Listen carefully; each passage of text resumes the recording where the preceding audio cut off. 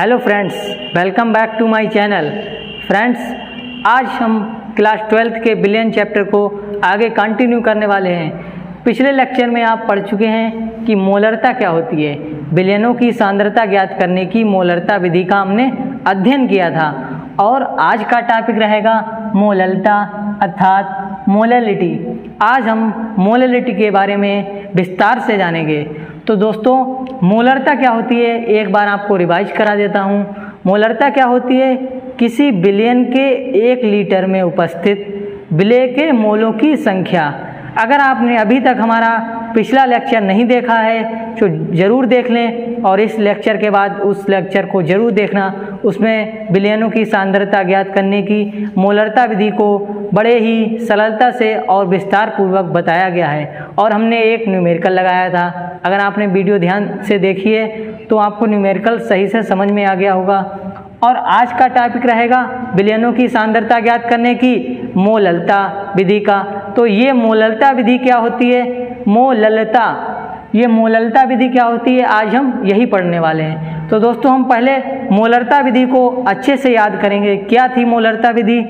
किसी बिलियन के 1 लीटर में, बिलियन का आयतन हमने लिया था 1 लीटर, किसी बिलियन के 1 लीटर में उपस्थित विलेय के मोलों की संख्या।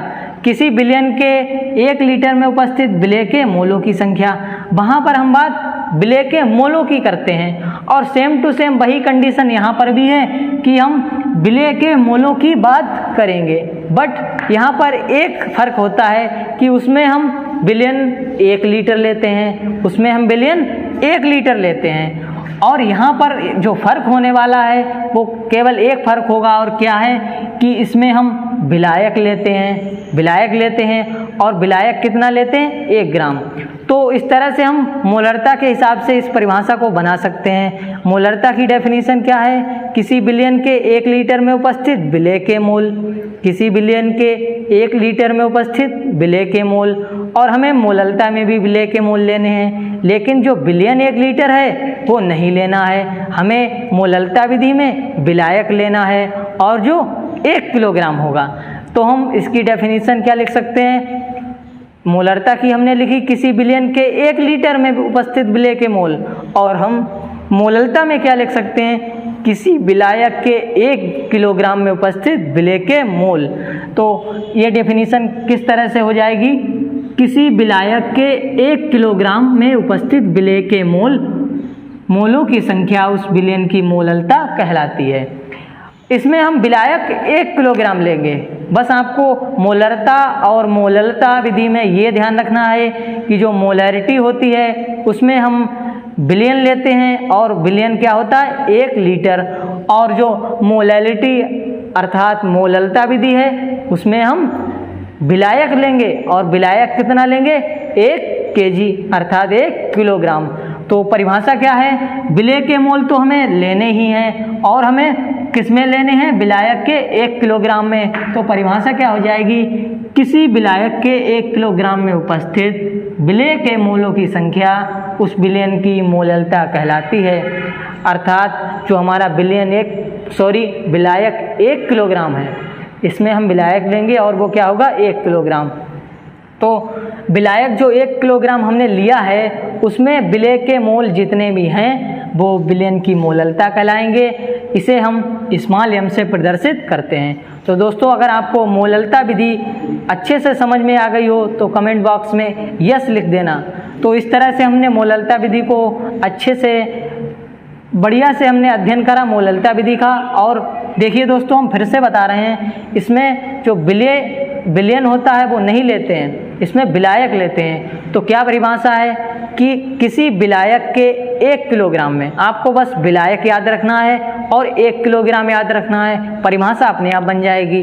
किसी विलायक के 1 किलोग्राम में उपस्थित विलेय के मोल बिलियन की मोलरता अर्थात मोलैलिटी कहलाते हैं। इसे स्मॉल m से प्रदर्शित करते हैं। और आपको स्मॉल m और कैपिटल M में अंतर याद रखना है कि जो स्मॉल m होता है वो मोलैलिटी अर्थात मोलरता को प्रदर्शित करता है, और जो कैपिटल M अगर आपने पिछली वीडियो अभी तक नहीं देखी है तो ज़रूर देखना।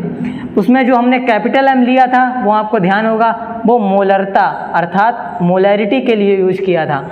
तो इसमें हम जो मोलरता होती है उसे स्मॉल m से प्रदर्शित करते हैं। तो दोस्तों इसे हम एक पात्र की सहायता से समझेंगे। ये मान लीजिए कोई बर्तन है, इसे हम पात्र कहेंगे।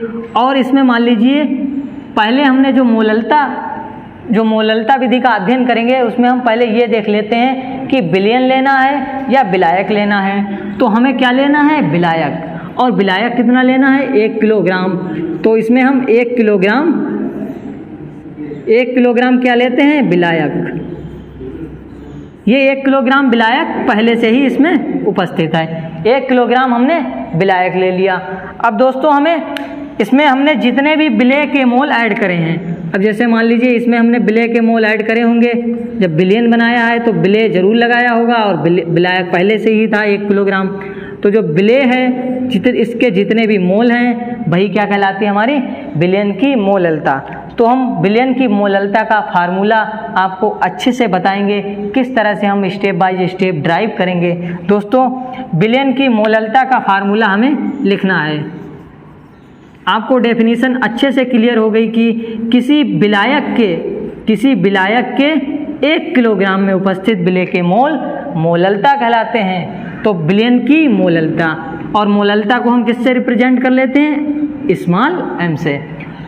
मोललता क्या हो जाएगी? किसी विलयन के 1 किलोग्राम में उपस्थित विलेय के मोल, मतलब आपको विलेय के मोल लेने ही हैं। तो यहाँ पर हम लिख लेते हैं विलेय के मोल।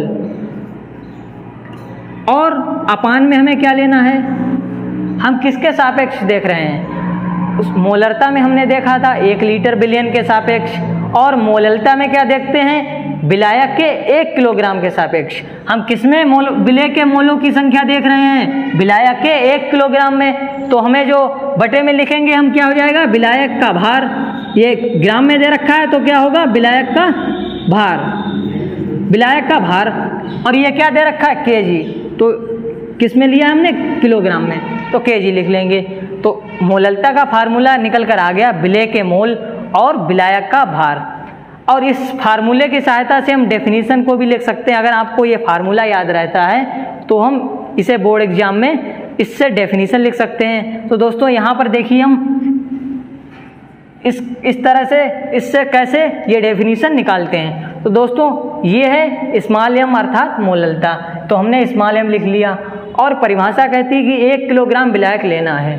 तो आपको विलायक का भार याद रखना है 1 किलोग्राम। तो ऊपर क्या होता है? विलेय के मोल, और इधर क्या है? ये स्मॉल m मोललता, ये हमारी मोललता है। और बटे में हमें क्या लेना है? विलायक का भार। और कितना लेना है दोस्तों? 1 किलोग्राम। तो हम यहाँ पर 1 लिख लेंगे। और जो स्मॉल m अर्थात मोललता बराबर हो जाएगा, मोललता बराबर कितना हो जाएगा? विलेय के मोल। बटे में 1 लिखा है उससे कोई मतलब नहीं है, उससे कोई फर्क नहीं पड़ेगा। और जो ऊपर लिखा है वो आ जाएगा विलेय के मोल। तो यहाँ से हम डेफिनेशन को लिख सकते हैं कि किसी विलायक के, यहाँ पर हमने विलायक का भार कितना लिया है? ये कितना लिया है? 1 किलोग्राम। तभी तो हमने यहाँ पर 1 रख लिया। तो हम इस तरह से ये डेफिनेशन भी लिख सकते हैं कि किसी विलायक के 1 किलोग्राम भार में जो विलेय के मोल होते हैं वही हमारी मोललता के बराबर होते हैं या मोललता कहलाते हैं। तो विलेय के मोल मोललता कब कहलाएंगे? विलेय के मोल मोललता कब कहलाएंगे? जब विलायक का भार 1 किलोग्राम होगा।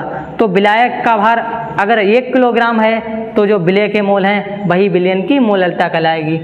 तो यहाँ पर ये जो मोललता है इसे हम स्मॉल m से प्रदर्शित करते हैं और इस तरह से लिख लेते हैं। अब दोस्तों आप जानते हैं कि जो मोलों की संख्या होती है उसे हम स्मॉल n से प्रदर्शित करते हैं। स्मॉल n लिख लिया, और विलेय हमने मान लिया इसमें A है, और ये जो विलायक है ये B है। हम विलेय को A मानेंगे, सभी में फार्मूला ड्राइव करेंगे तब भी विलेय को A मानेंगे, और विलायक को हम B मानेंगे। सवाल लगाएंगे जो न्यूमेरिकल होंगे उसमें भी हम A मानेंगे विलेय को और B मानेंगे विलायक को।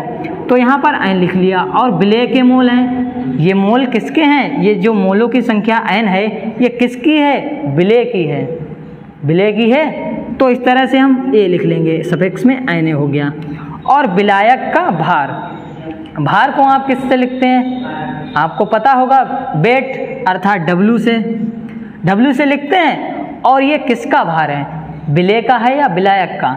तो आप कहेंगे विलेय का तो भार इसमें लेते नहीं है, हम तो परिभाषा में विलायक का भार लेते हैं, जो 1 किलोग्राम होता है। तो विलायक का भार लिया हमने भार किसका लिया है? विलायक का। और विलायक को हमने किससे प्रदर्शित करा है? V से। तो हम इस तरह से WV लिख सकते हैं। और ये किस में होगा? इन kg। और दोस्तों ये फार्मूला अब निकल कर आ गया Na/WV, और जो WV है वो इन kg अर्थात किलोग्राम में।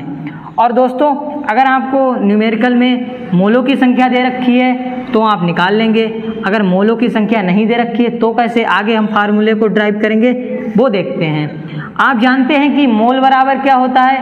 भार बटे अणुभार। ये फार्मूला आपको बहुत अच्छे से याद होगा, क्योंकि हम 2-3 क्लासों में बता चुके हैं कि जो मोल बराबर होता है वो भार बटे अणुभार। तो मोल बराबर क्या हो जाएगा? भार बटे अणुभार। और दोस्तों हमें यहाँ पर ये मोलों की संख्या किसकी निकालनी है? ए की निकालनी है। तो यहाँ पर हम जो मोल एन से प्रदर्शित करते हैं और निकालना का है ए का। तो हमें क्या निकालने हैं? एन निकालने हैं। एन मतलब ए के मोल निकालने हैं। और भार को आप जानते हैं किससे रिप्रेजेंट करते हैं? W से। तो W लिख लेंगे, ठीक है, तो W लिख लेंगे।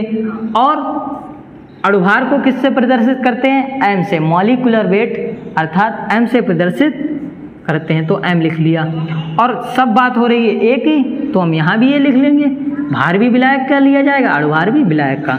तो बस हमें क्या करना है, ये जो हमारा Na बराबर WA/Ma निकल कर आया है, जो हमने विलायक के विलेय के, ये विलेय है, ए विलेय है, ये जो विलेय के मोल आए हैं वो क्या है?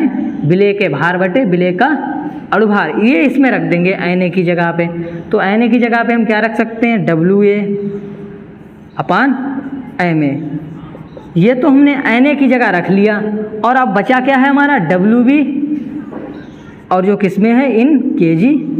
और इस तरह से हमारा फार्मूला निकल कर आ गया कि अगर हमें मोल नहीं दे रखे हैं तो हम भार की और अणुभार की सहायता से किस तरह से मोललता निकालेंगे। और दोस्तों ये तो बात हुई विलायक के किलोग्राम की। विलायक का भार है, अगर किलोग्राम में दे रखा है तो आप सिंपल से ये फार्मूला यूज करेंगे, WA/Ma। WA क्या है? विलेय का भार। Ma क्या है? विलेय का अणुभार। और इनटू में ये WV क्या है? विलायक का भार है। किलोग्राम में अगर क्वेश्चन में दे रखा है, आराम से ये फार्मूला यूज करेंगे और हम अपने न्यूमेरिकल को सॉल्व कर लेंगे। अगर कहीं किलोग्राम में ना देकर ग्राम में दे दे, आप ये बात अच्छी तरह से जानते हैं कि 1 किलोग्राम में 1000 ग्राम होते हैं। ये तो हमारा फार्मूला है। अब हमें निकालना किसमें? ग्राम में। तो हम यहाँ पर लिख लेते हैं इन ग्राम। अब इन ग्राम लिख लिया मतलब ग्राम में, और ग्राम में जो किलोग्राम होता है उसे ग्राम में बदलने के लिए 1000 से मल्टीप्लाई करते हैं। जो 1 kg होता है 1000 ग्राम के बराबर होता है, ये आपको याद रखना है। तो ये तो हमारा किलोग्राम में निकल कर आ गया, और हमें निकालना कहाँ में? ग्राम में। तो इसलिए हम 1000 से मल्टीप्लाई कर देंगे, और ये फार्मूला आ गया। जब हमारा विलायक ग्राम में दे रखा हो, विलायक का भार ग्राम में दे रखा हो, तो इस फार्मूले का यूज करेंगे। और अगर किलोग्राम में दे रखा हो तो इस फार्मूले का यूज करेंगे। और क्या निकालेंगे हम? मोललता। तो दोस्तों मोललता आपको पता है क्या होती है कि किसी विलायक के 1 किलोग्राम में उपस्थित विलेय के मोलों की संख्या अर्थात Na, और विलायक का भार हमें 1 किलोग्राम लेना है। इस तरह से हमने आपको डेफिनेशन भी बताती थी कि विलेय के मोललता कब कहलाएंगे। विलेय के मोललता कब कहलाएंगे? जब विलायक का भार 1 किलोग्राम हम लें। और इस तरह से Na/WV, Na क्या है? A के मोल, और B क्या है? विलायक का भार। अब दोस्तों Na क्या होता है? Na बराबर WA/Ma। तो WA/Ma रख दिया, और इंटू में हमारा WV इंटू, और ये किस में है? इन kg में। इस तरह से रख लिया। और अगर kg में भार नहीं दे रखा है, ग्राम में दे रखा है, तो हम 1000 से मल्टीप्लाई करेंगे। तो ये हमारा फार्मूले हमने निकाल लिए। अब इसी फार्मूले पर बेस्ड हम चलते हैं आज के पहले न्यूमेरिकल की ओर। तो दोस्तों मोललता टॉपिक का, मोलैलिटी टॉपिक का पहला न्यूमेरिकल, तो दोस्तों इसे हम बहुत ही क्लियर तरीके से पढ़ेंगे। पहले क्या है, 4.9 ग्राम H2SO4 को 250 ग्राम जल में घोला गया है। विलयन की मोललता ज्ञात करो, अर्थात विलयन की मोललता हमें ज्ञात करनी है। तो दोस्तों ये तो टॉपिक वाइज न्यूमेरिकल होते हैं, इसमें आपको पता है कि ये मोललता टॉपिक का न्यूमेरिकल है, मोललता का सूत्र लगा देंगे। और जब लास्ट वीडियो इस चैप्टर की होगी उसमें सभी न्यूमेरिकल की ही बात होगी, सब न्यूमेरिकल लगवाए जाएंगे, हर टॉपिक से न्यूमेरिकल उठाए जाएंगे और सरल से स्टेप बाय न्यूमेरिकल होंगे, पहले सरल फिर उससे टफ, उससे टफ, और जो टफ क्वेश्चन होते हैं वो भी लगवाए जाएंगे। बढ़िया तरीके से आपको सरल तरीके से समझाए जाएंगे। तो ये तो हमारे टॉपिक वाइज क्वेश्चन है। जब हम पढ़ेंगे सभी टॉपिकों के एक साथ न्यूमेरिकल, तब आपको उसमें कठिनाई होगी और आपको पहचानना होगा कि ये किस टॉपिक का न्यूमेरिकल है और उस टॉपिक के आपको सूत्र याद रखने होंगे। तो ये तो टॉपिक वाइज न्यूमेरिकल है। तो दोस्तों क्या है न्यूमेरिकल, 4.9 ग्राम H2SO4 को 250 ग्राम जल में घोला गया।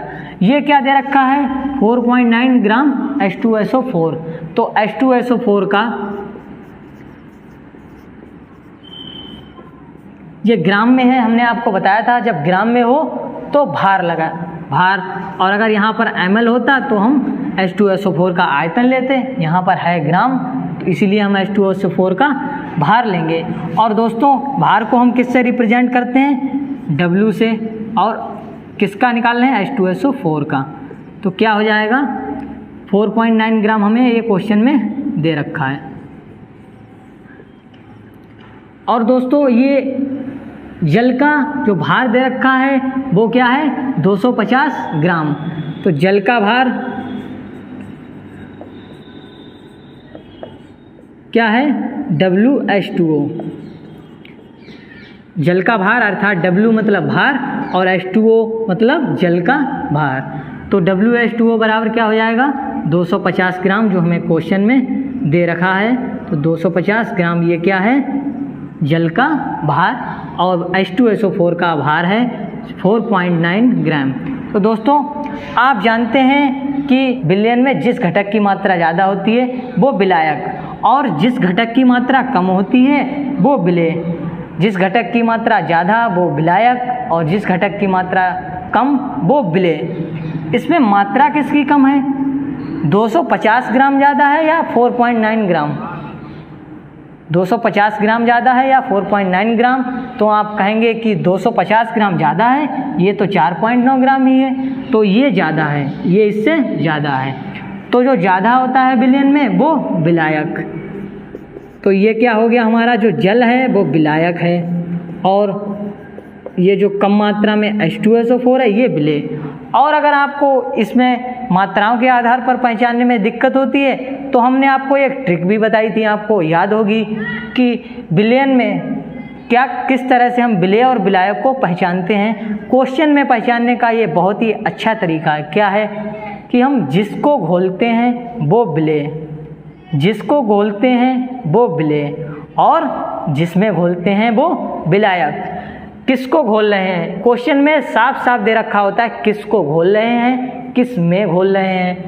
4.9 ग्राम H2SO4 को, देखो दोस्तों यहाँ पर बता दिया कि H2SO4 को, तो जिसको घोल रहे हैं वो विलेय, इसीलिए हमने H2SO4 को विलेय मान लिया।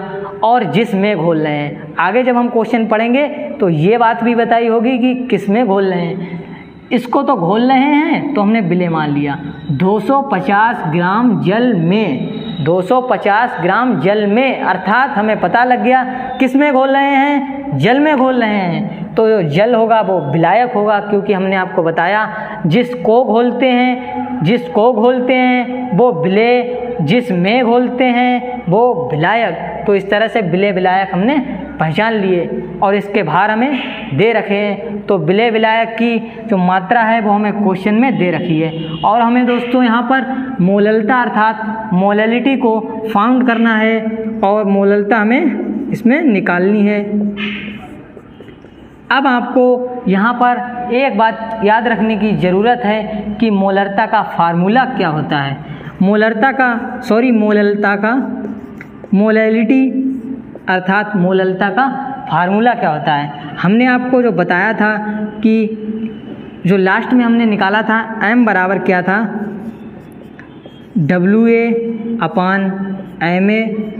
और इंटू WB। और ये अब आपको यहाँ पर याद रखने की ज़रूरत है कि क्वेश्चन में भार विलायक का ग्राम में दे रखा है या किलोग्राम में। देखिए दोस्तों यहाँ पर ये 250 ग्राम दे रखा है, तो इन काहे में दे रखा है, इन ग्राम, मतलब ग्राम में भार दे रखा है। और हमने आपको बताया था कि सिंपल सी बात है, किलोग्राम को ग्राम में बदलेंगे तो 1000 से मल्टीप्लाई कर देंगे। तो दोस्तों ये तो बात रही फार्मूले की, और ये आपको याद रखना है मोलरता निकालने का फार्मूला हमने कल ड्राइव करा था, और ये फार्मूला है मोललता निकालने का WA/MA इंटू WB इन ग्राम, और इंटू में 1000 लगाते हैं क्योंकि ये ग्राम में है। अब दोस्तों हमें ये देखना है कि किस किस की वैल्यू हमें पता है। हमें WA पता है, जब विलेय है तो हम यहाँ पर H2SO4 ना लिखकर A भी मान लेते हैं क्योंकि हम विलेय को A मानते हैं, और जल है उसे हमने विलायक माना है तो उसे B लिख लेंगे। तो हमें मोललता निकालनी है और WA हमें क्वेश्चन में दे रखा है, WB दे रखा है, WA भी दे रखा है, WB भी दे रखा है। हमें केवल MA नहीं पता है। और MA है क्या, MA है ये जो A है, A का अणुभार, मॉलिक्यूलर वेट ऑफ A का अणुभार MA है। और अणुभार हमें निकालना किसका है, A का। A क्या है, A है विलेय, जो A है ये क्या है, विलेय। हमने A को विलेय मानते हैं हम। ये बात आपको हमेशा याद रखनी है कि न्यूमेरिकल हो या डेरिवेशन, A को हम विलेय मानेंगे और जो B है उसे हम विलायक। तो A को विलेय और B को विलायक। ये बात आपको नोट करनी है कि हम हमेशा A को विलेय मानेंगे और B को विलायक। तो हमने A को विलेय माना, तो जो MA है मतलब A का अणुभार, और A क्या है, विलेय, अर्थात हमें H2SO4 का अणुभार यहाँ पर रखना होगा। H2SO4 क्या है, विलेय है। H2SO4 को हमने जल में घोल दिया तो H2SO4 हमारा क्या है, विलेय, और विलेय को हमने A से लिख लिया, तो मतलब विलेय का हमें अणुभार निकालना है, और विलेय H2SO4 है। H2SO4 का अणुभार हमें निकालना है, H2SO4 का अणुभार। पिछले लेक्चर में हमने अणुभार निकालने की बहुत ही बढ़िया विधि बताई थी। अगर आपने अभी तक पिछला लेक्चर नहीं देखा है तो इस वीडियो के बाद ज़रूर देख लें। अणुभार क्या है, किसका निकालना है, विलेय, और विलेय क्या है, H2SO4। तो विलेय का हमें अणुभार निकालना है। विलेय क्या है, H2SO4। H का परमाणु भार होता है 1। आपको परमाणु भार याद रखने, H का परमाणु भार होता है 1। अब दोस्तों यहाँ पर आप ये देखिए H हैं कितने, H कितने हैं, 2। तो हम 2 से मल्टीप्लाई कर देते हैं क्योंकि एक H का 1 होता है। अगर हम केवल H का परमाणु भार देखें तो 1 होता है, H कितने हैं, 2। तो इस तरह से हम 1 को 2 से गुणा करके, और जब दूसरा तत्व शुरू होता है तब हम प्लस का साइन लगाते हैं। प्लस का साइन इसलिए लगाते हैं कि दूसरा तत्व शुरू हो। जब भी आपको दूसरा तत्व शुरू करना है तो प्लस का चिन्ह पहले लगाइए। और सल्फर का परमाणु भार कितना होता है, 32 प्लस ये O है। ऑक्सीजन का परमाणु भार कितना होता है, 16। सल्फर यहाँ पर एक ही है तो इसलिए हमने केवल 32 लिख लिया, और सल्फर 32 है और O हमारा दूसरा परमाणु शुरू हो रहा है तो हमने प्लस लगा लिया। एक O का 16 होता है, ऑक्सीजन का परमाणु भार 16, लेकिन हमें कितने का निकालना है, 4 का। यहाँ पर 4 है सूत्र में, तो हम 4 से मल्टीप्लाई कर लेंगे। अब पहले इसकी गुणा करते हैं, 2 एकम 2 प्लस 32 प्लस 64, ये कितना निकल कर आ जाएगा, 2 2 4 और 4 8 और 6 3 9। ये 98 क्या निकल कर आ गया, M मतलब मॉलिक्यूलर वेट, और किसका है, A का। MA बराबर हमारा आ गया 98। और हमें अब इस क्वेश्चन में सभी वैल्यू पता लग गई। WA भी पता है 4.9 ग्राम, MA पता है 98 और W भी पता है 250 ग्राम। अब दोस्तों हम यहाँ पर ये सभी वैल्यू पुटअप करने वाले हैं। तो दोस्तों स्मॉल m क्या हो जाएगा, WA कितना दे रखा है 4.9 ग्राम और दोस्तों MA कितना है 98 जो हमने अभी निकाला है। ये क्या है H2SO4 अर्थात विलेय का अणुभार जो हमने निकाला है। और W भी क्या दे रखा है 250। अब दोस्तों ये ग्राम में दे रखा था क्वेश्चन में, इसलिए हमने 1000 से मल्टीप्लाई कर ली और इनटू में क्या है 1000। अब यहाँ से पॉइंट हटाते हैं तो एक जीरो नीचे बढ़ जाएगा और ये 2 जीरो इस दोनों जीरो से समाप्त हो जाएंगे। अब दोस्तों हम इसे आसानी से काट देंगे। जो 49 होता है उसका 2 गुना 98, तो 49 दूनी 98। अब 2 से काटेंगे 10 को, 2 पंजे 10। अब 5 से हम 25 को काट देंगे, 5 हम 25। अब ऊपर क्या बचा, कुछ नहीं बचा, तो एक और नीचे क्या था, ये हमारा 5 अब भी बचा है। अब 5 जो 1 है उसे हम 5 से भाग करेंगे। अब 5 से 1 को भाग करेंगे तो पहले पॉइंट लगा लेंगे। अब यहाँ पर 10 हो गया तो 5 दूनी 10, 0.2 ये क्या आ गया मोललता का फार्मूला। तो इस तरह से हमने इस क्वेश्चन को सॉल्व करा कि हमें विलयन की मोललता निकालनी थी और विलेय और विलायक का भार दे रखा था। विलेय का हमें अणुभार निकाल लिया जो 98 आया और इस तरह से हमने यहाँ पर वैल्यू पुटअप कर दी 4.9/98 और इंटू 250 और गुणा में 1000। हमने पॉइंट हटाकर एक जीरो बढ़ा लिया। अब दोस्तों यहाँ पर जो 2 जीरो हो गए हैं वो इस 2 जीरो से कट जाएंगे। अब 49 दूनी 98, अब 2 आ गया यहाँ पर और 2 पंजे 10, यहाँ पर 5 आ गए। अब 5 से 25 को काट दिया, 5 25 होता है। यहाँ तक आपको कोई दिक्कत नहीं होगी। हमने 5 से 25 को काट दिया, 5 25। ऊपर आप देख रहे हैं कुछ नहीं बचा तो 1 लिख लेते हैं और नीचे क्या बचा था हमारा 5। और 5 से जब हम 1 को डिवाइड करेंगे तो हमारा आंसर आएगा 0.2। तो इस तरह से हमने मोललता का पहला न्यूमेरिकल सॉल्व करा। दोस्तों ये न्यूमेरिकल अच्छे से आपको समझ में आ गया होगा। उम्मीद करता हूँ कि आपको बढ़िया से समझ में आया होगा। अगर नहीं आता है तो आप कमेंट बॉक्स में ज़रूर लिखें। और दोस्तों अगर आपको वीडियो पसंद आती है तो लाइक ज़रूर कर दिया करें और चैनल को सब्सक्राइब करना ना भूलें। इस चैनल को अधिक से अधिक लोगों तक शेयर करें जिससे सभी इस तरह से थ्योरी, न्यूमेरिकल और कॉन्सेप्ट क्लियर कर सकें। तो दोस्तों इस न्यूमेरिकल को हमने आसानी से सॉल्व करा जो क्या आया था m बराबर 0.2। इसे हम इस तरह से भी लिख सकते हैं कि मोललता इसकी कितनी आ गई 0.2 और यहाँ पर m लिख लेते हैं। ये हम आंसर लिख देते हैं 0.2 स्मॉल m लिख लेते हैं। तो दोस्तों आज के लिए इतना ही और मिलते हैं नेक्स्ट वीडियो में।